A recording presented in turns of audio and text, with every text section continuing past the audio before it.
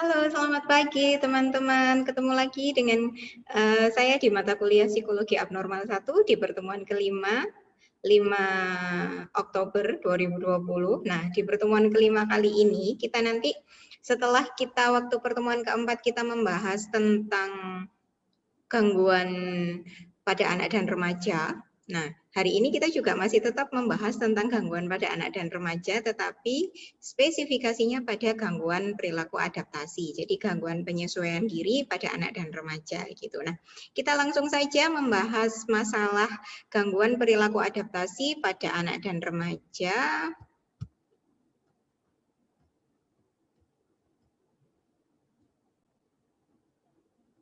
Oke, gangguan perilaku adaptasi pada pertemuan ke 5 kali ini. Nah, gangguan perilaku adaptasi pada anak dan remaja itu ada beberapa indikator yang nanti harus kita penuhi, yakni tentang definisi, simptom atau gejala perilakunya, terus penyebabnya, dan beberapa diantaranya gitu. Nah, untuk deadline tugasnya pada pertemuan kelima kali ini nanti teman-teman agak sedikit berbeda dengan beberapa 4 pertemuan yang lalu. Kali ini nanti teman-teman akan ada kuis post testnya gitu ya. Jadi nanti setelah teman-teman mengikuti materinya, terus setelah teman-teman ada forum diskusi, silahkan ikuti kuis post testnya gitu. Nah, kita langsung saja. Nah, sebenarnya kalau misalnya kita membahas tentang bukan gangguan sih, adaptasi dulu. Adaptasi itu apa sih gitu. Nah, adaptasi kalau secara biologi kan dulu kan sering tuh makhluk hidup itu salah satu ciri makhluk hidup adalah mampu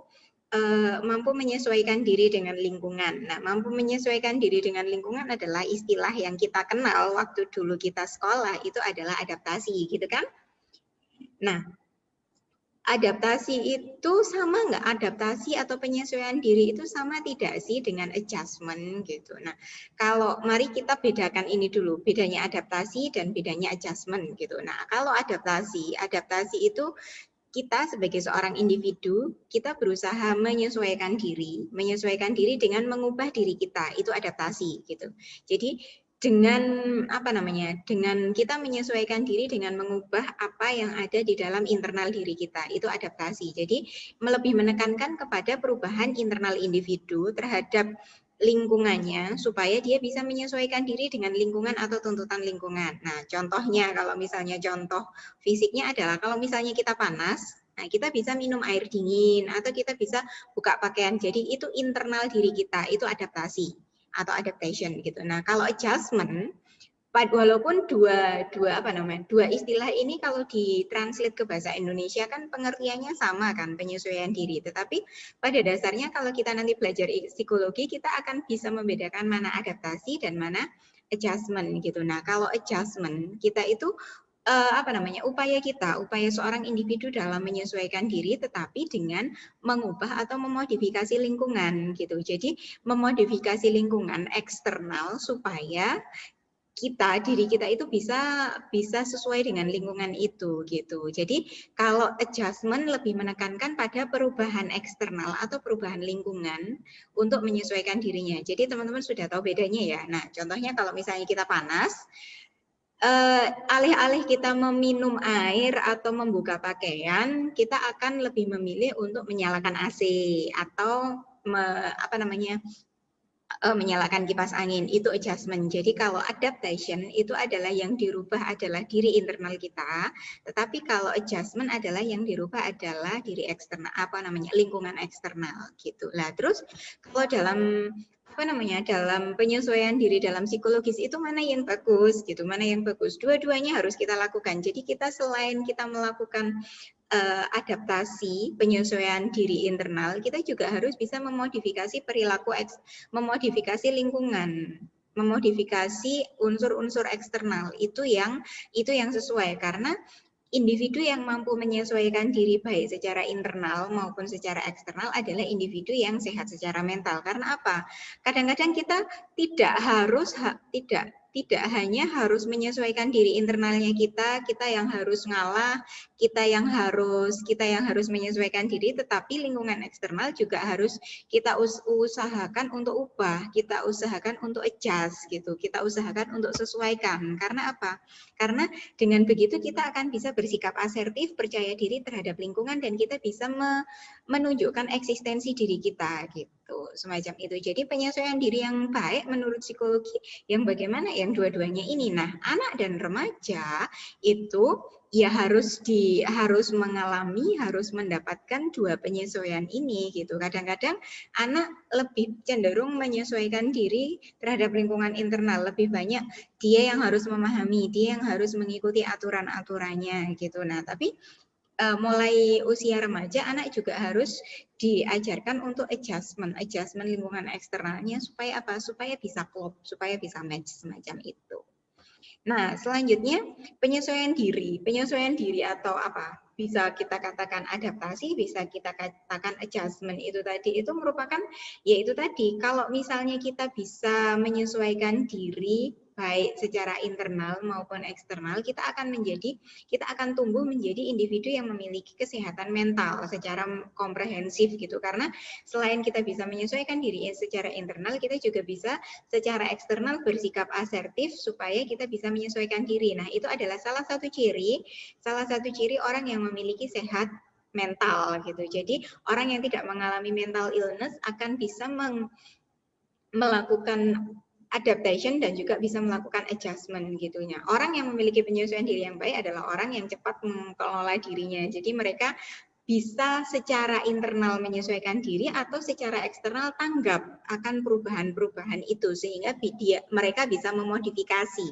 semacam itu. Jadi salah satu contohnya kalau misalnya dalam dunia pendidikan adalah dengan kita lebih giat belajar, terus habis itu menyediakan waktu yang lebih banyak untuk belajar, karena kita mau OTS nih, kalau kita mau OTS kita akan lebih menyediakan waktu untuk belajar, terus habis itu kita akan lebih giat mempelajari materi-materi semacam itu. Dan ingat, dua pertemuan lagi kita nanti UTS gitu. Nah, saya harap teman-teman bisa adjust atau bisa juga melakukan adjustment dan juga bisa melakukan adaptasi gitu.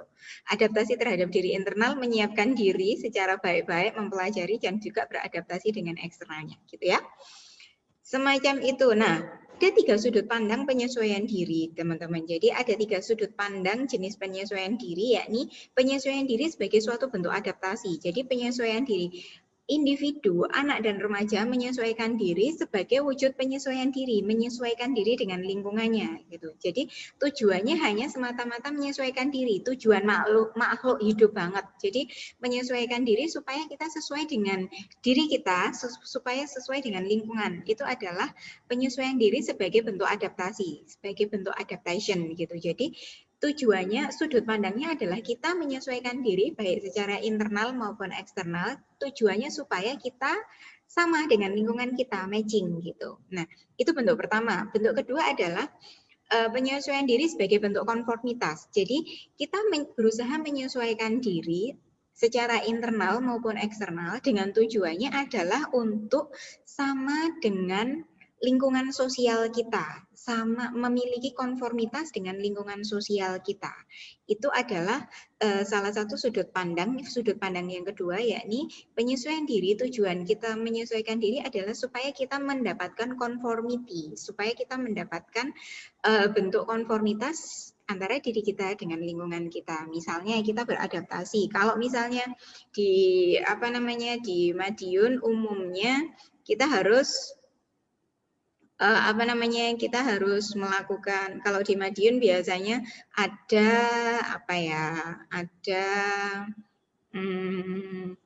di lingkunganmu biasanya setiap malam Jumat itu tahlilan. Nah, semacam itu. Kita juga beradaptasi, kita juga mengadakan tahlilan, semacam itu. Nah, terus bentuk yang ketiga adalah penyesuaian diri sebagai suatu usaha menguasai atau dominansi. Jadi kita ada tujuannya adalah menguasai. Jadi ada mastery di sana gitu. Nah, salah satu contohnya adalah ketika seorang seorang orang tua, terus habis itu berusaha beradaptasi menyesuaikan diri dengan sudut pandangnya anak untuk apa? Untuk mengontrol si anak ini semacam itu. Itu adalah bentuk penyesuaian diri sebagai wujud, sebagai usaha menguasai lawan bicara, menguasai hal-hal yang menjadi tujuan kita. Jadi kita juga perlu menguasai sesuatu, kita juga perlu beradaptasi ketika kita memiliki tujuan untuk menguasai sesuatu atau mendominasi sesuatu atau mengontrol sesuatu gitu. Nah, terus selanjutnya ada dua jenis adaptasi, yakni jenis positif dan juga negatif. Jadi ada dua jenis perilaku adaptasi yang positif dan negatif. Nah, orang yang sehat mental atau individu atau remaja, anak dan remaja yang sehat mental adalah anak yang memiliki perilaku adaptasi atau jenis adaptasi yang positif. Tetapi jika mereka tidak mampu melakukan adaptasi yang positif, tentunya mereka akan mengalami perilaku adaptasi yang negatif. Nah, ini yang dinamakan nanti mengalami gangguan perilaku adaptasi. Jadi mereka mengalami gangguan perilaku penyesuaian diri karena apa?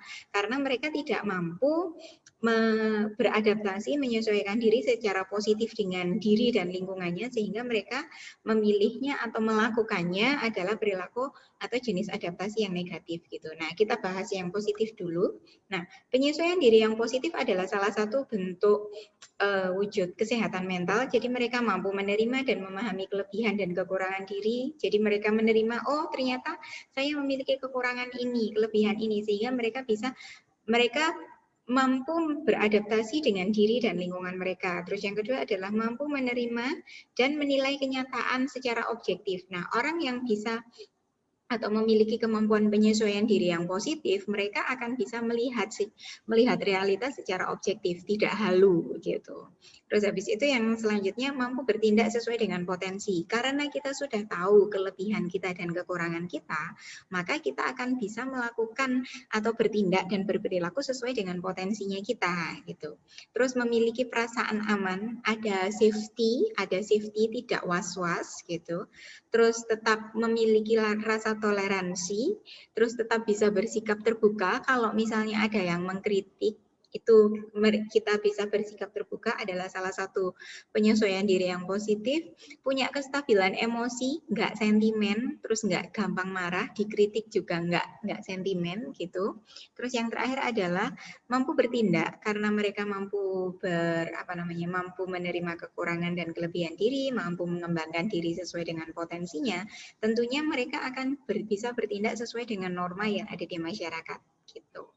Nah, ini itu kalau hal-hal yang semacam ini terus bagaimana caranya? Bagaimana caranya supaya kita sebagai seorang anak dan remaja bisa bisa mendapatkan atau melakukan perilaku menyesuaikan diri secara positif. Nah, ini cara yang bisa dilakukan adalah yang pertama menghadapi masalah secara langsung. Jadi kalau misalnya kita memiliki masalah, ya hadapi secara langsung, bersikap asertif gitu. Maksudnya menghadapi secara langsung bukan bersikap agresif, menentang, bukan semacam itu, tetapi bersikap asertif, mengungkapkan apa yang dirasakan dengan lugas, sehingga orang lain mampu memahami itu gitu. Terus habis itu yang kedua melakukan eksplorasi terhadap apa yang kita miliki. Jadi melakukan evaluasi, analisis apa kelemahan kita, apa kelebihan kita, terus habis itu yang ketiga melakukan eksplorasinya dengan cara bagaimana, macam-macam. Kita bisa melakukan trial and error.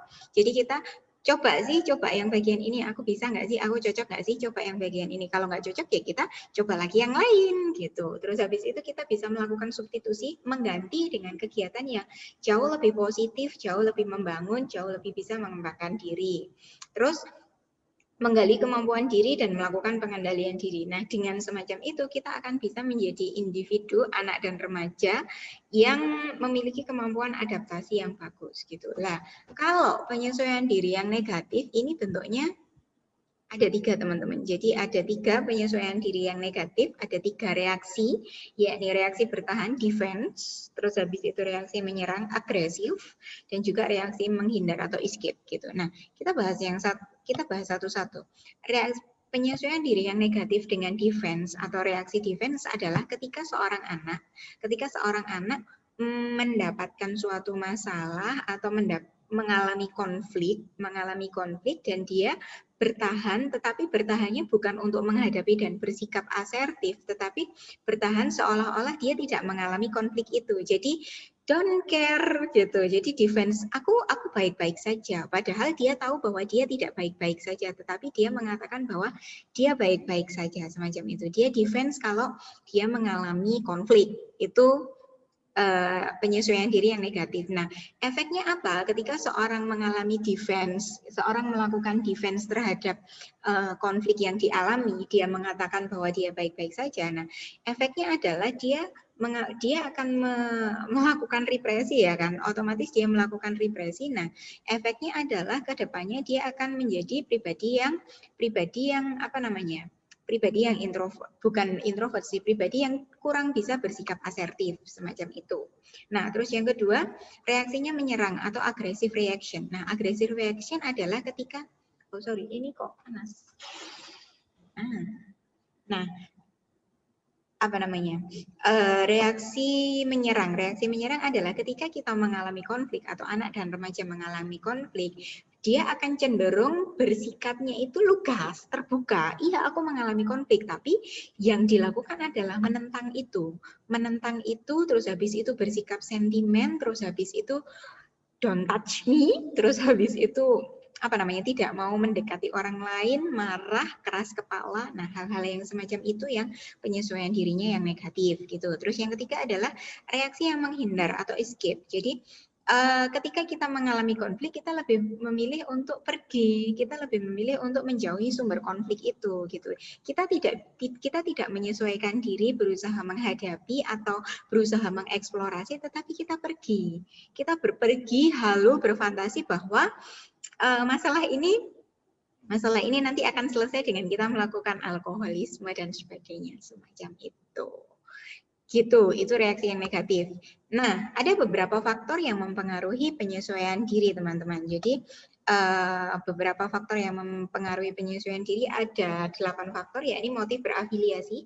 Motif berafiliasi ini maksudnya ketika kita menyesuaikan diri, teman-teman masih ingat kalau salah satu sudut pandang penyesuaian diri adalah sebagai wujud konformitas gitu, sebagai usaha kita supaya kita sama dengan lingkungan kita. Nah, penyesuaian diri, motifnya berafiliasi, motifnya berkomunitas itu apa sih? Jadi kalau misalnya kita memiliki motif untuk menyesuaikan diri, motif untuk ikut bergabung dengan suatu komunitas itu, kita tentunya akan menyesuaikan diri dengan jauh lebih baik dibandingkan kalau misalnya kita tidak memiliki motif untuk berafiliasi sama sekali dengan lingkungan sosial itu gitu.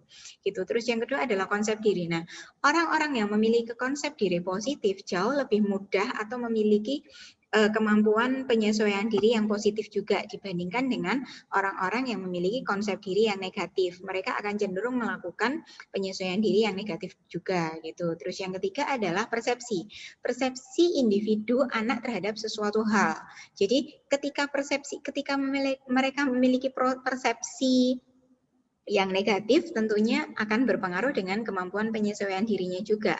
Jadi mana ada orang yang memiliki persepsi negatif terhadap suatu hal terus habis itu dia akan lebih bisa menyesuaikan diri secara positif. Saya rasa tidak mungkin gitu. Kecuali kalau ada motifnya, ada motif afiliasi di sana. Walaupun dia memiliki persepsi yang negatif, tetapi ketika dia memiliki motif berafiliasi yang tinggi untuk bergabung dengan komunitas itu, saya rasa bisa gitu. Tapi dia akan lebih effortnya, usahanya akan jauh lebih banyak gitu. Terus habis itu sikap. Nah, sikap di sini adalah sikap terkait dengan kita terhadap atau individu secara internal terhadap dalam menyikapi suatu hal secara eksternal. Jadi kalau sikap kita positif, penyesuaian diri kita juga positif. Kalau negatif, ya negatif juga gitu. Nah, terus habis itu yang selanjutnya adalah kepribadian ekstrovert. Nah, kepribadian ekstrovert ini mempengaruhi penyesuaian diri. Orang yang memiliki kepribadian ekstrovert akan jauh lebih mudah bisa menyesuaikan diri dengan lingkungannya dibandingkan dengan orang yang kurang memiliki kepribadian ekstrovert atau dalam kata lain introvert gitu. Nah, terus habis itu yang selanjutnya ini pola asuh. Oke, saya lanjutkan. Kita tadi sampai ke pola asuh ya. Nah, teman-teman, pola asuh ini memegang peranan yang penting. Pola asuh memegang peranan yang penting dalam kemampuan penyesuaian diri anak dan remaja gitu. Kenapa? Karena anak yang dibesarkan dengan pola asuh tertentu tentunya akan mengembangkan kemampuan penyesuaian diri tertentu juga. Misalnya contohnya gini, anak yang dikembangkan dengan pola asuh yang kooperatif atau demokratis, mereka akan cenderung mengembangkan mengembangkan kemampuan penyesuaian diri yang positif gitu. Jadi mereka akan mampu bersikap asertif, mereka akan mampu mengatakan apa yang menjadi keinginannya, mereka mampu bisa bereksplorasi juga semacam itu gitu. Nah, terus contohnya tapi berbeda dengan pola asuh anak yang dibesarkan dengan pola asuh yang otoriter. Mereka akan cenderung mengembangkan kemampuan penyesuaian diri yang escape reaction. Mereka cenderung menghindar ketika mengalami konflik, mereka cenderung bersembunyi ketika mengalami konflik atau mengganti dengan hal-hal yang negatif lainnya gitu. Tapi kalau anak yang dibesarkan dengan pola asuh yang permisif, yang cenderung membiarkan tidak membiarkan, terus habis itu memanjakan, mereka akan cenderung memberikan cenderung mengembangkan kemampuan penyesuaian diri yang aggressive reaction tadi. Mereka akan menentang, terus habis itu yang sentimen, keras kepala, semacam itu. Jadi pola asuh memegang peranan yang penting dalam kemampuan penyesuaian diri seorang anak gitu. Nah, selanjutnya adalah kondisi lingkungan. Nah, kondisi lingkungan ini terkait dengan kondisi lingkungan di keluarga dan juga kondisi lingkungan sosial gitu. Nah, anak yang hidup di kondisi lingkungan yang memberikan dukungan yang penuh terhadap perkembangannya cenderung akan lebih mudah bisa menyesuaikan diri dibandingkan dengan anak yang hidup di lingkungan yang tidak mendukung gitu. Nah, terus yang terakhir adalah lingkungan kelompok teman sebaya. Nah, kelompok teman sebaya ini juga memberikan pengaruh yang cukup signifikan karena apa? Ketika seorang anak berkelompok atau berteman dengan teman-teman yang bisa memberikan dukungan sosial yang bagus, mereka akan cenderung dengan mudah bisa menyesuaikan diri dibandingkan dengan teman sebaya yang tidak memberikan dukungan sosial yang bagus, macam itu. Nah, selanjutnya ada beberapa problematika yang dialami oleh anak dan remaja terkait dengan kemampuan penyesuaian dirinya. Nah, 3 problematika itu biasanya mereka disebabkan karena divorce, jadi orang tua yang bercerai, anak-anak korban perceraian biasanya mereka akan kesulitan menyesuaikan diri. Gitu. Kemudian anak-anak yang neglected, jadi mereka yang tertolak, mereka yang tidak diakui, mereka yang diabaikan oleh orang tuanya juga mengalami masalah penyesuaian diri juga. Kemudian pola asuh yang tidak sehat tadi, pola asuh yang tidak sehat bisa permisif dan juga bisa otoriter. Nah, itu mereka akan cenderung mengalami masalah penyesuaian diri gitu. Jadi biasanya disebabkan karena faktor-faktor semacam itu, masalah penyesuaian dirinya semacam itu. Nah, terus bagaimana caranya kita mengatasi baik secara prevensi dan juga baik secara intervensi ketika kita mendapatkan klien anak yang mengalami gangguan adaptasi gitu. Yang pertama sebenarnya ini sih, kita harus melihat dulu, mengcross-check dulu pola asuh apa yang digunakan oleh orang tua terhadap anak itu dalam membesarkan anak itu gitu. Jadi kalau misalnya orang tua tersebut membesarkan anak dengan menggunakan pola asuh yang tidak sehat semacam pola asuh permisif dan juga otoriter tadi, nah kita harus bisa memperbaiki pola asuh itu, menyarankan untuk pola asuhnya diperbaiki, gunakan pola asuh yang demokratis atau juga yang kooperatif gitu. Nah, dengan pola asuh yang bisa diperbaiki, kita akan bisa meningkatkan kepercayaan diri anak dan juga penerimaan diri anak gitu, sehingga setelah mereka percaya diri, setelah mereka bisa bersikap asertif dengan apa yang dirasakan, apa yang menjadi keluhan, apa yang menjadi pikirannya dia, biarkan dia untuk bergabung dengan komunitas sosialnya. Karena apa? Karena kembali lagi teman sebaya yang memberikan dukungan sosial positif akan memegang peranan penting sehingga anak bisa beradaptasi dengan lingkungannya. misalnya semacam itu. Nah, terus habis itu yang terakhir ini adalah aplikasi gangguan. Jadi aplikasi gangguan di dalam bidang minat kita sebagai ilmuwan psikologi. Nah, ada beberapa bidang minat kalau misalnya nanti teman-teman berkecimpung di dunia pendidikan, hati-hati dengan anak-anak yang kurang mampu beradaptasi, kemungkinan akan mengalami gangguan ini, schoolophobia sama selective mutism. Schoolophobia, fobia untuk masuk sekolah, dan juga selective mutism. Mereka akan memilih memilih membisu, gangguan perilaku membisu karena faktor cemas, karena faktor kesulitan beradaptasi ke lingkungan sosial yang dianggapnya itu mencekam atau scary gitu. Jadi dalam dunia pendidikan ini yang perlu kita waspadai kalau misalnya kita mendapatkan klien anak-anak yang mengalami gangguan perilaku adaptasi, kemudian di bidang klinis kemungkinan gangguannya adalah separation anxiety disorder, gangguan cemas perpisahan. Jadi anak-anak yang mengalami atau kurang memiliki perilaku atau kurang bisa menyesuaikan diri dengan lingkungannya, mereka tercenderung akan memiliki objek hero, atau objek hero-nya itu bisa jadi orang tua karena mereka kesulitan untuk beradaptasi dengan lingkungan luarnya, sehingga mereka kalau misalnya berpisah dengan orang tua, salah satunya ibu, mereka akan mengalami gangguan cemas perpisahan atau separation anxiety disorder ini. Kemudian gangguan yang lain dalam bidang klinis adalah reactive attachment disorder. Nah, reactive attachment disorder ini adalah gangguan kelekatan yang reaktif karena mereka begitu memiliki kelekatan atau begitu memiliki attachment yang insecure dengan objek lekatnya, itu bisa mereka mengalami reactive attachment disorder ini gitu.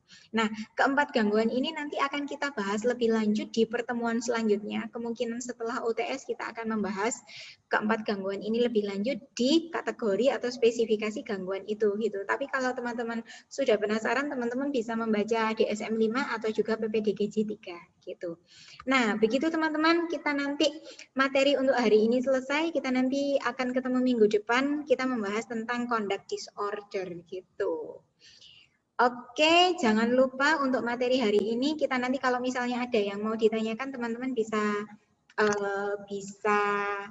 kita sambung di forum diskusi, dan juga kalau misalnya masih kurang, teman-teman bisa japri saya juga, dan juga ingat untuk mengerjakan post-testnya, kuis post-testnya juga. Terus habis itu jangan lupa untuk presensi juga, begitu. Tetap sehat, tetap semangat, sampai ketemu lagi, dadah.